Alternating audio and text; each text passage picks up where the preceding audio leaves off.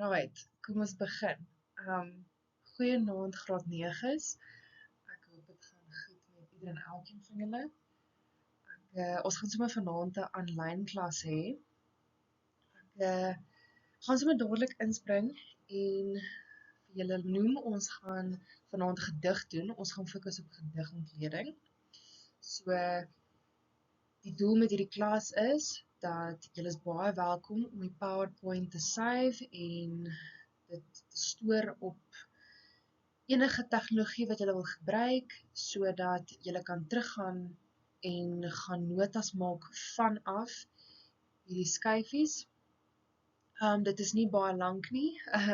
Dit is eintlik 'n baie kort gedig wat ons doen. Dis nie baie lank nie. En dis eintlik baie maklik en dis ook 'n baie mooi gedig. So ek gaan sommer dadelik inspring dat ons kan aangaan. So die gedig wat ons vandag doen is Die wêreld het so klein geword van Alta Marinkovic. So julle is welkom om julle platinum handboeke asseblief vir my ook te kry of uit te haal as julle notas maak.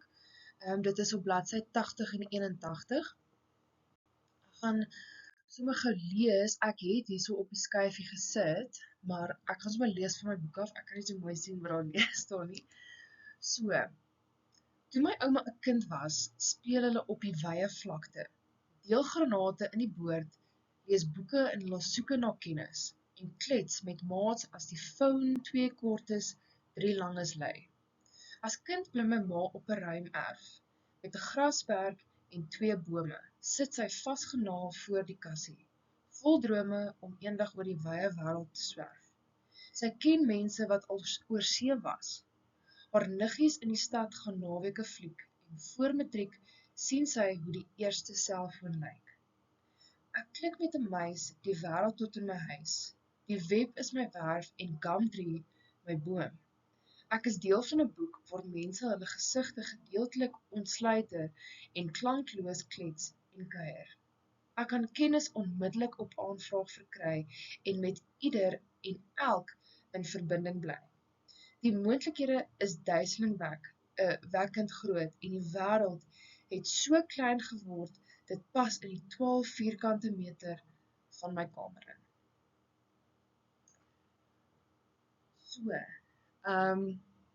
as julle so na die gedig kan luister en lees, sal julle agterkom dat hierdie is eintlik 'n baie hartseer gedig in my opinie, omdat dit gaan oor hoe die wêreld kleiner word in 'n tegnologiese aspek. Jy weet hoe dit was daai tyd en hoe dit nou is dit asof die wêreld so verkrimp en so kleiner word dat dit oorgeneem word deur tegnologie, as ek dit so kan sê.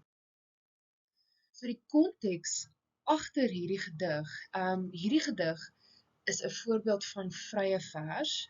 Soos julle kan sien, daar is geen vaste rympatroon nie, geen vaste rymskema nie of strofevorm nie. Daar is wel 3 strofes wat voorkom, maar dit kan nie geklassifiseer word as 'n sonnet nie, juis omdat daar nie 'n vaste hoeveelheid versreëls is of 'n rymskema is nie. Nou, wat baie belangrik is, omdat ek dit in hoofletters gesit het, progressie vind plaas. So as julle gaan kyk op bladsy 81, dit word so mooi hier geskryf, kenmerke van so 'n vrye vers is eerder die progressie van 'n gedagte, met ander woorde, daar is 'n ontwikkeling en 'n verandering soos die gedig vorder. Julle kan in julle eie konteks sit watter progressie plaasvind. Hierso staan dit, 'n mens vra jou dus jouself, watter verandering deur die loop van die gedig plaasvind en hoe die verandering uitgebeeld of verwoord word. As ons gaan kyk na die fisiese gedig, soos wat dit is, ek gaan dit wys op die boek, soos julle kan sien hoe die gedig verloop. Hy begin met langer versreëls en dan gaan hy al kleiner en kleiner en kleiner, soos wat die wêreld kleiner word. is eintlik baie mooi, dit word baie mooi uitgebeeld, Alta het 'n baie goeie werk gedoen daarmee. So sy het basies maar net, jy kan fisies sien met die gedig, nie net dit voel nie, maar jy kan fisies sien hoe die versreëls kleiner en kleiner en kleiner word, want dit is die progressie wat plaasvind. Vanaf die verlede tot en met die hede toe. Dit is ook baie belangrik, dit is die tweede progressie wat ek wil op fokus, is die tyds, kom ek sê, die tydsruim waar dit uitspeel, ruimte is, dit gaan vanaf die verlede, hoe dit was in die verlede, tot en met die hede, hoe dit kleiner geword het, as ek dit so kan sê, hoe die wêreld kleiner geword het. Okay. Hierso staan ook, klankpatrone soos alliterasie en assonansie kom voor in die gedig. So, in die plek van 'n vaste rympatroon is daar wel klankpatrone soos alliterasie. Belangrik, alliterasie is die herhaling van medeklinkers of konsonante, en assonansie, wat die klinkers herhaal word, of selfs 'n spesifieke klank wat dwars deur die gedig dikwels voorkom. Baie belangrik as ons daarvan praat. Julle kan deur die gedig gaan om presies te sien waar die voorbeelde van die alliterasie en die assonansie voorkom. Dan, so 'n tipe gedig maak heelwat gebruik van enjambement. Enjambement is waar een versreël oorgaan in 'n ander versreël in, en die doel van die enjambement is dit bring die algehele idee, jy weet, saam. So in plaas van wat dit verdeel word in verskillende versreëls, is dit basies maar net, dit kom as 'n geheel saam, regoor, bind daai idee saam, dit koppel dit saam. Okay.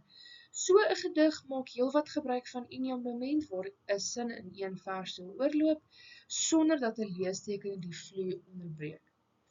Weereens, as julle teruggaan na die gedig toe, sal julle sien, die veral in strofe 3, daar is baie min van die versreëls wat enigsins punctuasie het of leestekens het. Dit gaan vanaf die een versreël tot en met die ander een in. Soos byvoorbeeld, ek kan kennis onmiddellik op aanvraag verkry en met ieder en elk in verbintenis bly. Die moontlikhede is duiselings wekkend. Julle sal sien wekkend gaan oor, en 'n groot word beklemtoon, dit word in hoofletters geskryf, juis want dit konnoteer die teenstelling wat gebeur in hierdie gedig. So hulle praat van hoe die wêreld groot was, maar hoe dit nou kleiner word. Ek dink nie hierdie is regtig 'n baie moeilike gedig nie. Dis is 'n baie mooi gedig. Die idee agter dit is eintlik hartseer, as ek dit so kan sê, maar Alta het dit baie mooi goed voorgegee en voorgeskryf. So ek wil baie graag hê. En hoe julle sal sien op in julle boeke by bladsy 81, by aktiwiteit 8, staan daar byvoorbeeld, die 3 strofes speel in verskillende tye af, die verlede en dan die hede, en dan moet jy aanduiding met woorde uit hierdie gedig uit, wat gee vir jou aanduiding van wanneer dit afspeel.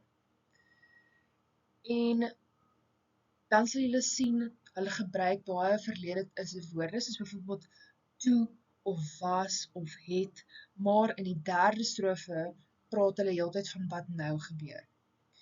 En hoekom hulle sê, of hoekom mens kan aflei dat tegnologie die wêreld oorneem, is byvoorbeeld soos, die web is my werf en Gumtree my boom. Dat hulle, die spreker, daar is nie meer iets regtig soos bome nie, so Gumtree is die internet, 'n webwerf waarop handel gedryf word, is nou die enigste boom wat mens kry, as ek dit so kan sê. Vanuit die eerste strofe tot met die 3de strofe, so die eerste strofe is die ouma se ervaring. So hulle praat van toe my ouma 'n kind was, Die tweede strofe is die ma se ervaring, so as kind bly my ma op 'n ruim erf, en dan in die derde strofe praat hulle van die spreker se ervaring. Dit is ook die progressie wat plaasvind vanaf generasie tot generasie, hoe die wêreld kleiner geword het met generasies. Vanaf die ouma se perspektief tot en met die spreker se perspektief. Baie belangrik, die boodskap, hierdie gedig wys vir ons as lesers hoe klein die aarde geword het as gevolg van al die moderne ontwikkeling, veral op die tegnologiese aspek of gebied. Dis eintlik hartseer hoe die wêreld oorgeneem word deur tegnologie. Ons is baie afhanklik van tegnologie. En dit is waar ek voel die wêreld het kleiner geword. Maar ons as Christene gaan dit nie toelaat dat dit ons onderkry nie. Ek voel die Here het ons gehelp om tegnologie te skep sodat ons dit kan gebruik. Ons moet dit net reg gebruik. Ja, dit is basies dit, ouetjies. Dit is 'n baie maklike gedig. Julle is baie welkom om vir my enige vrae te vra. Alles is in julle boek. Ek wil asseblief hê julle moet vir my aktiwiteit 7 en 8 doen op bladsy 80 en 81. Dit is ook 20 vrae. Dit is glad nie moeilike vrae nie. Alles is in die gedig. Baie belangrik is net dat julle weet wat is die fisiese gedig se formaat, hoe speel dit 'n rol? Soos julle kan sien hoe dit kleiner word, hoe die versreëls kleiner word, en dan die progressie wat plaasvind vanaf die ouma se perspektief tot en met die spreker se perspektief, en al die ander literêre terme, en hoe dit 'n rol speel in hierdie gedig. Ek gooi julle bietjie in die diep kant. Ek wil nie te veel in diepte daar gaan nie. Ek wil julle bietjie toets. Maar julle is baie welkom om vir my enige vrae te vra. Julle het my nommer op die WhatsApp groep, op ons klasgroepie. So ja, bladsy 80 en 81 se aktiwiteit, en dan sal ons dit môre of wanneer ook al ek julle weer sien, dan sal ons dit merk. Lekker aand verder, ouetjies.